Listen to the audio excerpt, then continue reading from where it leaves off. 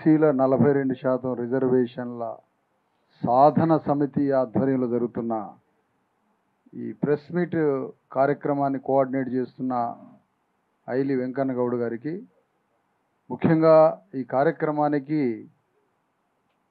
Chief justice retired justice Eswaraiah గారికి, intellectual forum రాష్ట్ర అధ్యక్షులు రిటైర్డ్ ఐఏఎస్ అధికారి చిరంజీవి గారికి, బాలరాజు గౌడ్ గారికి, వేదిక మీద ఉన్న పెద్దలకు, ఇక్కడ ఉన్నటువంటి ప్రతినిధులందరికీ, ముఖ్యంగా ఈ కార్యక్రమానికి హాజరైన జర్నలిస్ట్ మిత్రులందరికీ, జర్నలిస్ట్ మిత్రులంతా ఇలాంటి కార్యక్రమాల్లో చాలా స్పష్టమైన మార్గాన్ని తెలుసుకోవాలని కోరుతున్నారు జర్నలిస్టులు. ఎందుకంటే ఇక్కడ దొరుకుతుంది. అసలు ఈ కార్యక్రమం దేనికోసం, ఈ ప్రెస్ మీట్ అంటే 24వ తారీఖున ఒక అతిపెద్ద ధర్నా జరగబోతుంది ఇందిరా పార్క్ ముందు. ఎందుకోసం ఈ ధర్నా? బీసీలకి రావలసిన 42% రిజర్వేషన్ల చట్టాన్ని పార్లమెంటులో 9th షెడ్యూల్ అనే తల్లి గర్భంలో పెట్టి దాన్ని రక్షణ కవచంలాగా ఉంచాలని, అంత పెద్ద కార్యక్రమాన్ని సాధించడం కోసం ఒక మహాధర్నాని ఏర్పాటు చేయడం జరిగింది. మరి మొన్న జరిగిన బంద్ ఏంటి? రేపు జరుగుతున్న ధర్నా ఏంటి? మొన్న జరిగిన బంద్ అది చీకట్లో యుద్ధం జరిగింది. ఎవరిని పొడుస్తుండో అర్థం కాలేదు. లైట్ వేసి చూసేసరికి మొత్తం మేము చచ్చిపోయినాం, హీరోలు మాత్రం అగ్రకుల పార్టీలు అయిపోయారు. లైట్ ఏమిటి? 1000 వాట్స్ లైట్ ఏంటి అంటే అదే మనోనేత్రం. జ్ఞానంతో చూస్తేనే మార్గం తెలుస్తుంది. శరీర కన్నుతో చూస్తే ఎప్పుడు సమాధానం దొరకదు. జ్ఞాన నేత్రంతో చూసినప్పుడు దొంగెవడో దొరెవడో తెలుస్తుంది. చీకట్లో జరిగిన యుద్ధం, ఆ యుద్ధం ముగిసి లైట్ వేసి చూసేసరికి అగ్రకుల పార్టీ నాయకులు మొత్తం బీసీలని చంపి 9th షెడ్యూల్లో పెట్టకుండా 2.5 కోట్ల మంది బీసీలని బాణాకత్తులు పెట్టి హత్య చేసిన అగ్రవర్ణ పార్టీలంతా ఆ యుద్ధకాండలో హీరోలుగా తిరుగుతుంటే బీసీలు చచ్చిపోయారు మొన్న బంద్లో. మీకు ఎట్లా కనిపించిందో కానీ బంధు బీజేపీ పార్టీ ఏ విషయంలో బంద్లో పాల్గొన్నది? ఆ మసీదుల కాడ అంతరాలు కట్టేలాగా ఉంటాడు ఆ రాష్ట్ర అధ్యక్షుడు కూడా బీజేపీకి, రామచంద్రరావు. ఆ రామచంద్రరావు ఏ అంశంతో బంద్కు పిలుపునిచ్చాడు? అంశం ఏంటి? రీజన్ ఏంటి? నువ్వు బంద్లో పాల్గొనడానికి రీజన్ చెప్పాలి. రేవంత్ రెడ్డి బంద్లో పాల్గొనడానికి కాంగ్రెస్ పార్టీ మద్దతు ఇచ్చి, కాంగ్రెస్ పార్టీ ఏ అంశంతో బంద్లో పాల్గొన్నదో ఆ అంశాన్ని చెప్పాలి. 2.5 కోట్ల మంది భావోద్వేగాలని రెచ్చగొట్టి రాజ్యాన్ని చేజెక్కించుకున్న కేసీఆర్ తన అంతఃపురంలో దాక్కొని బీసీల గురించి మాట్లాడకుండా దాక్కున్న కేసీఆర్ ఏం చెప్పిండు అంటే, బీసీల ఉద్యమం రిజర్వేషన్ల పేరుతో అది ఇంతింతై ఒటుడింతై అది బడబాగ్నిలాగా ఆకాశమంత మంటలు అంతుకొని అది తెలంగాణ రాజ్యానికే వస్తారేమో బీసీలని భయపడి ఆ ధర్నాలో, ఆ బంద్లో ఈ దొంగలు పాల్గొన్నారు. ఇది అసలు కార్యక్రమం. తుమ్మల నాగేశ్వరరావుకి ఏం సంబంధం బంద్కి? అయ్యయ్య, అసలు ఇది పిచ్చోళ్ళ, ఎవడి పిచ్చోడో అర్థం కావట్లేదు ఇక్కడ. ఎందుకు మీరు పాల్గొన్నారు? బీజేపీ వాడు, కాంగ్రెస్ ఎందుకు పాల్గొన్నది? అసలు మీకు ఏం అవసరం? ఇగో 2.5 కోట్ల మంది తెలంగాణ బిడ్డలైన బీసీ అమాయక ప్రజలు, అమాయకులంటే భారతదేశంలో ఎక్కడా లేని 2.5 కోట్ల మంది అమాయక బీసీలకి శత్రువెవడో మిత్రుడెవడో స్పష్టమైన రేఖని గీసి ఫలానా వాడే శత్రువు అని చూపించడం కోసమే 24వ తారీఖు ధర్నా జరగబోతుంది. ఆ ధర్నాలో బీసీలకి కావలసిన 42% రిజర్వేషన్ల చట్టాన్ని పార్లమెంటులో పెట్టడానికి కావలసిన కార్యాచరణ యుద్ధాన్ని ప్రకటించడం కోసమే రేపు ధర్నా జరగబోతుంది ఇందిరా పార్కు దగ్గర. లేదంటే పాపం ఈ అమాయకుల్ని ఎవడెత్తకపోతాడో అర్థం కాదు. కాకెత్తకపోయిద్దా, పిల్లెత్తకపోద్దా, పులెత్తకపోద్దా తెలియదు. వాడే వచ్చి ధర్నాల పాల్గొంటాడు. ఆ స్పష్టత చూపించాలి. శత్రువు పని ఏంటంటే ఎప్పుడైనా శత్రువు పని ఏంటంటే స్పష్టత లేకుండా శత్రువు మధ్య మిత్రుడు మధ్య గీత లేకుండా చేస్తాడట శత్రువు ఎప్పుడైనా. అంటే వాళ్ళు వీళ్ళందరం ఒకటే, మేమంతా ఒకటే అంటాడట వాడు. అందరం ఒకటే. అందరం ఎట్లా ఒకటే అవుతాం?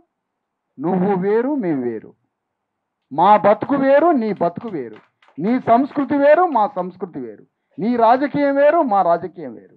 ఆ స్పష్టమైన రేఖను గీయాలి రేపు.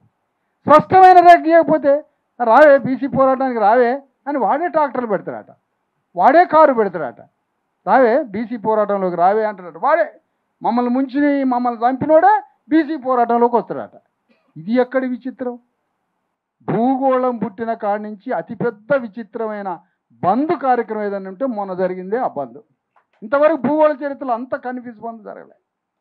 కానీ మేము పాల్గొన్నాం చూడండి మొన్న బంద్లో. ఎల్బీ నగర్లో కూర్చున్నాం. ఎల్బీ నగర్లో ఒక ధర్నా చేసినాం మేము నడి రోడ్డు మీద. అది ఎయిర్పోర్ట్ దాకా ఆగింది, యువతల సికింద్రాబాద్ దాకా ఆగింది. మేము కూర్చున్నది దేనికి? బంద్లో 9th షెడ్యూల్ కోసం కూర్చున్నాం మేము. స్టేకి వ్యతిరేకంగా కాదు, కంటెంప్ట్ ఆఫ్ ద కోర్ట్ అయింది. కోర్టు ఇచ్చిన స్టేకి వ్యతిరేకంగా ధర్నా చేయకూడదు అని పిచ్చోడు అంటారు. తిక్కలేసింది అంటారు వాళ్ళకి. మెంటల్ పిచ్చి లేసింది, పసర్లు పోయాలి వాళ్ళను. ఇట్లే స్టేకి నిరాకరణ, స్టేకి న్యాయమూర్తి ఇచ్చిన స్టేకి వ్యతిరేకంగా నడి రోడ్డు మీద కూర్చోవద్దు. రేవంత్ రెడ్డి కుతిక పిసుకడానికి కూర్చోవాలి నడి రోడ్డు మీద. బీజేపీ అనే కేంద్ర ప్రభుత్వం, కేంద్రాన్ని పరిపాలిస్తున్న బీజేపీ పార్టీ 9th షెడ్యూల్లో పెట్టడానికి రేవంత్ రెడ్డి తాను యుద్ధం చేయాలి కేంద్రం మీద. 2.5 కోట్ల మంది సమస్య కాకుండా నీకేం సమస్య ఉందా? ఇంకేముంది నీకు సమస్య? పార్లమెంటులో 9th షెడ్యూల్లో పెట్టడానికి రేవంత్ రెడ్డి యుద్ధం చేయాలని రేవంత్ రెడ్డి మీద మేము యుద్ధం చేస్తాం. ఇది రేపటి కార్యక్రమం. పార్లమెంటులో నువ్వు శాసన నిర్వహణకి నువ్వు తండ్రి లాంటి వాడివి, ఫాదర్. ఈ రాష్ట్రంలో ప్రతి చట్టాన్ని అది పార్లమెంటు పరిధిలోకి వస్తుందా, రాజ్యాంగ పరిధిలోకి వస్తుందా, సుప్రీంకోర్టులో చేయించుకుంటావా, దానికి మందు ఎక్కడ ఉందో నువ్వే కాగితాలు సంకల పెట్టుకొని ఢిల్లీకి అప్ అండ్ డౌన్ చేసి 2.5 కోట్ల మంది బీసీల సమస్యని దీన్ని 9th షెడ్యూల్లో పెట్టించే అతిపెద్ద పని రోజు రేవంత్ రెడ్డి చేయాలి. మేము ఢిల్లీ పోయి ఒక కాగితం ఇచ్చొస్తాం ప్రధానమంత్రికి, రాష్ట్రపతికి కాగితాలు ఇచ్చొస్తాం. కానీ యుద్ధం చేయాల్సింది రేవంత్ రెడ్డి. కానీ వీళ్ళు ఏం చేస్తారంటే బీసీల పోరాటం ఏదో పండగలాగా నడి రోడ్డు మీదకి వచ్చి రెడ్లు రావులు అందరూ వచ్చి కూర్చుంటారు ధర్నాల. చేద్దామే బీసీ ఉద్యమం చేద్దామే. ఏంది నువ్వు చేసేది? మాతో నువ్వేంది చేసేది? నీ సీటు వదులుకొని మాకియవు, నువ్వు మాతో ధర్నా చేస్తావు. ఆ విధంగా ఒక స్పష్టమైన రేఖను గీయాలి. 2.5 కోట్ల మంది బీసీ ప్రజలకి దొంగెవడో దొరెవడో అర్థం కావడాలే. సాంప్రదాయ బీసీ సంఘాల శకం అయిపోయింది. ఇప్పుడు శాస్త్రీయ బీసీ సంఘం ఆవిర్భావం అయింది. ఇది మానవీయ శాస్త్రీయ సంఘం. ఇది అవి సాంప్రదాయ సంఘాలు. 3వ వాడు పుట్టుకొచ్చిండు ఈ మధ్య ఒకడు, వాడు దళారీ సంఘం. దళారీ సంఘం ఒకడు. సాంప్రదాయ సంఘం అంటే వాళ్ళు పాపం తెలుసో తెలవకో వాళ్ళ చేతనైనా ఏదో స్కాలర్షిప్ సమాజ్ పార్టీ ఏదో పెట్టుకున్నారు వాళ్ళు. పాపం వాళ్ళు ఏదో తెలిసి తెలవక వాళ్ళ చేతనైన పని వాళ్ళు చేసిండ్రు. దళారీ సంఘాలు కొన్ని పుట్టుకొచ్చినాయి ఈ మధ్య కాలంలో. టెస్ట్ బేబీలాగా పుట్టుకొచ్చారు 9 నెలలు పుట్టకముందే. వాళ్ళు కాదు వీళ్ళు కాదు, ఒక scientific approach and human face constitution మీద పూర్తి నియంత్రణ కలిగిన రాజ్యాంగ స్వాభావిక లక్షణంతో పోరాడే నిపుణత నైతిక ధర్మం ఉన్న ఒక శాస్త్రీయ హేతుబద్ధ మానవీయ కోణంలో కలిగిన ఒక బీసీ 42% బీసీ రిజర్వేషన్ల సాధన సమితి ఆవిర్భావం జరగబోతుంది. దీని ద్వారా ఈ రాష్ట్రంలో మా 2.5 కోట్ల మంది అమాయక ప్రజలకి ఎనిమిని చూపించాలి. ఒక ప్రతిపక్ష నాయకుడు 2-3% ఓట్ల తేడాతో ఓడిపోయిన ఒక ప్రతిపక్ష నాయకుడు 2.5 కోట్ల మంది బీసీ అమాయకుల భావోద్వేగాలని రెచ్చగొట్టి దశాబ్ద కాలం ఒక రాజ్యాన్ని ఏలిన ఒక వెలమ దొర ఫామ్ హౌస్లో దాక్కొని బీసీల గురించి స్టేట్మెంట్ ఇవ్వలేదంటే ఇదే బీహార్లో ఉత్తరప్రదేశ్లో జరిగితే ఫామ్ హౌస్లో దూకి వాడిని గల్లా బట్టి బయటికి గుంజేటోళ్ళు. ఇది ఎందుకు జరగట్లేదు ఈ రాష్ట్రంలో? ఎందుకు జరగట్లేదంటున్నా. రేవంత్ రెడ్డి మీద యుద్ధం సమానంగా చేస్తాం, కేసీఆర్ ఫామ్ మీదికి యుద్ధానికి పోతాం, కేంద్ర ప్రభుత్వం మీదికి యుద్ధానికి పోతాం. ఇది జరగాల్సిన యుద్ధం.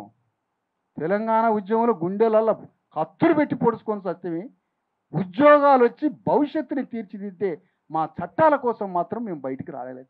మా అమాయకత్వం అది, మా బానిసత్వం అది.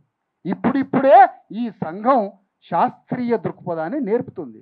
మనోనేత్రాన్నిచ్చి ఇగో ఫలానా వాడే ఎనిమి అని చూపించడానికి మరొక్క మాట మీకు తెలియజేస్తున్నాను ఈ సందర్భంగా. నాది ఉపన్యాసం కాదు మిత్రులారా, పాత్ చూపిస్తున్నా, మార్గాన్ని చూపిస్తున్నా. 42% రిజర్వేషన్లు రేపు సాధ్యమైతే రేపు జరగబోయేది ఏంటో తెలుసా? దేశవ్యాప్తంగా కులగణన అయితే బీసీలకి 60% రిజర్వేషన్లు రాబోతున్నాయి ఇండియాలో. ఇది రేపు జరగబోయేది.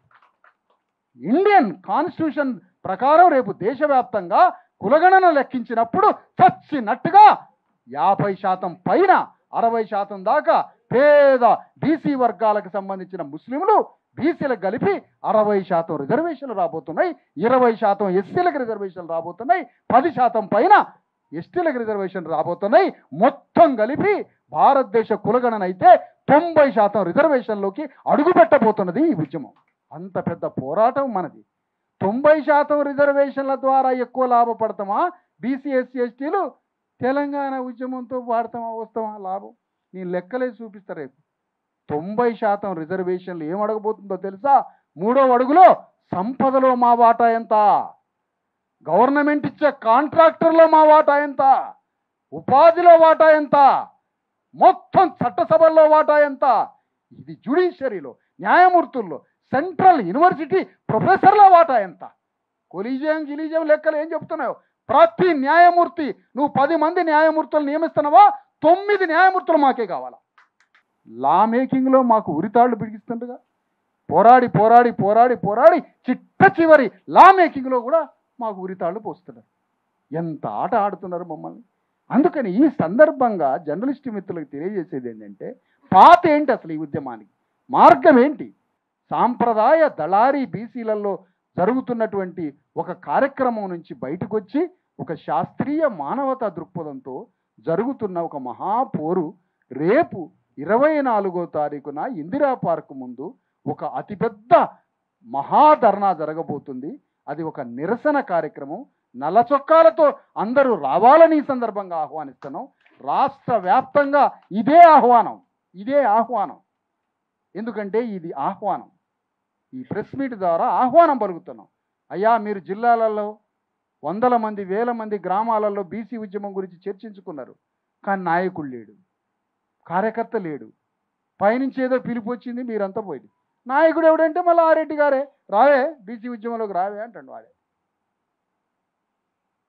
రావే అని తీసుకుపోతాడు. నువ్వెవడు మమ్మల్ని రమ్మంటానికి? మా బీసీ ఉద్యమానికి మేమే స్వతంత్రంగా, స్వశక్తిగా, స్వధర్మంతో, మా ఆత్మగౌరవ వెన్నెముక్కతో మా 2.5 కోట్ల మందికి మేమే నాయకత్వం వహించడానికి ఈ సంఘాన్ని పెట్టినాం. ఎవ్వడు నాయకత్వం వహించాల్సిన అవసరం లేదు. మేము కూడా రేపు పార్టీలల్లో వాళ్ళు వీళ్ళు మనసున్నోని పిలిచి మా అజెండా విధేయతగానే నువ్వు పనిచేయాలి. నీ పార్టీ అజెండాగా పనిచేసినావు అనుకో, చిన్నగా సాగనంపుతాం మెడలో పెట్టి బయటికి. మాకు టికెట్ ఇయ్యాడు సార్ వాడు, మీ గురించి వచ్చి మాట్లాడితే మరి వాడు టికెట్ ఇయ్యడుగా అని అంటాడు. మళ్ళీ బీఫామ్, వాడు బీఫామ్ ఇచ్చేదేంది? మనమే బీఫామ్ ఇచ్చే స్థాయికి పోతాం. ఆ స్థాయికి ఉద్యమాన్ని తీర్చిదిద్దాలి. ముఖ్యంగా ఈ సందర్భంగా తెలియజేసేది, మొన్నటి బంద్ చీకట్లో జరిగింది. ఆ చీకట్లో మాకు కండ్లు కనపడలేదు, కానీ ఆ చీకట్లో బీసీలని హత్య చేసి మళ్ళీ 3 పార్టీలు హీరోలయ్యారు.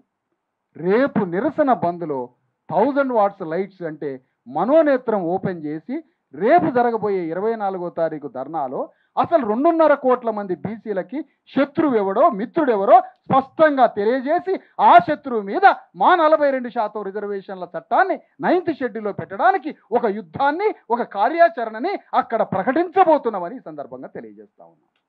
అదే కాకుండా రాష్ట్రమంతా అన్ని జిల్లాలు పర్యటించి రాష్ట్రంలో ఉన్న 2.5 కోట్ల మంది బీసీలను కూడా ఆ యుద్ధానికి ప్రిపేర్ చేయడానికి కూడా ఒక రథాన్ని పెద్దలు చిరంజీవి గారు, ఈశ్వరయ్య గారి నాయకత్వంలో ఒక రథాన్ని కూడా బయలుదేరబోతుంది బాలరాజు గారి యొక్క సమర్పణలో. ఇంత పెద్ద కార్యక్రమాన్ని చేయబోతున్నాం. మేము చేయబోయే ఉద్యమంలో తెలంగాణ ఉద్యమం 10% కూడా పనికిరాదు. 10 రెట్ల ఉద్యమం జరగబోతుంది. ఇది మా అసలైన విముక్తి. 90% రిజర్వేషన్స్ అన్ని రంగాల్లో, వారన్నట్టుగా న్యాయమూర్తుల్లో, కాంట్రాక్టర్లో, ప్రభుత్వ ప్రొఫెసర్స్లో, ఆల్ సెంట్రల్ ఇన్స్టిట్యూట్స్లో, సంపదలో, భూమిలో, చదువులో, విద్యలో, ఉద్యోగంలో, రోడ్ల కాంట్రాక్టర్లో, వైన్ షాపులలో, ఎవ్రీవేర్ 90% రిజర్వేషన్స్ మేము తీసుకొచ్చుకుంటే మా దాంట్లో ఎందుకు చేస్తారు? తాడి చెట్టు మించి కింద పడి మావాడు ఎందుకు చేస్తాడు? ఉద్యోగం వస్తే ఎందుకు చేస్తాడు? తాడి చెట్టు మించి కింద పడి చచ్చి 6 సంవత్సరాలు కాలిరిగి మంచం మీద పడి వాడు బువ్వ తెచ్చిటోడే మంచం మీద పడి ఎందుకు చేస్తాడు? ఏట్ల పడి ముదిరాజు గంగపుత్రులు ఎందుకు చేస్తారు? పద్మశాలని ఎందుకు గురుగు పెట్టుకుంటాడు? ఈ 90% రిజర్వేషన్లు వస్తే ఎవ్వడం సావం, మేము బతుకుతాం. మా బతుకు కోరేటోడు ఈ ఉద్యమంలోకి రావాలి. అందుకని రేపు 24వ తారీఖు జరగబోయే ఒక మహాధర్నా కార్యక్రమాన్ని, ఇగో ఇంత పెద్ద మంది మమ్మల్ని చూస్తేనే అర్థమవుతుంది, రాష్ట్రానికి అర్థమైపోయింది కరెక్ట్ ఉద్యమం వస్తుందిరా, అసలైన న్యాయమైన ఉద్యమం వస్తుందని రాష్ట్రానికి అర్థమైంది. అదే జరగబోతుంది. ఈ ఉద్యమం రేపటి రోజున బీసీలను దాటి ఎస్సీలకి ఇప్పటికి 15%, ఇంకో 5 పెంచుకుంటే 20% వాళ్ళకి, ఎస్సీలకి ఇంకొక కొంచెం పెంచుకుంటే 10-12% ఎస్టీలకి, 60% బీసీలకి, 90% తీసుకుంటాం. 10% ఈడబ్ల్యూసీలో చుట్టూ ఇనప కంచె బాతి 10%లోనే ఓసీలని బంధించి పారేస్తాం బయటికి రాకుండా. నువ్వు అందులో చావు, నువ్వు బయటికి రావద్దు, నువ్వు 90లోకి రావద్దు, నువ్వు 90లోకి రావద్దు, నీ 10లోకి మేము రావు, నువ్వు 90 ml తాగొద్దు, మీ 10లోకి రావు. అందుకని ఈ పద్ధతిలో పోరాడడానికి, ఈ యుద్ధానికి ఒక స్పష్టమైన మార్గాన్ని చూపించడానికి రేపు మహాధర్నా జరుగుతుంది.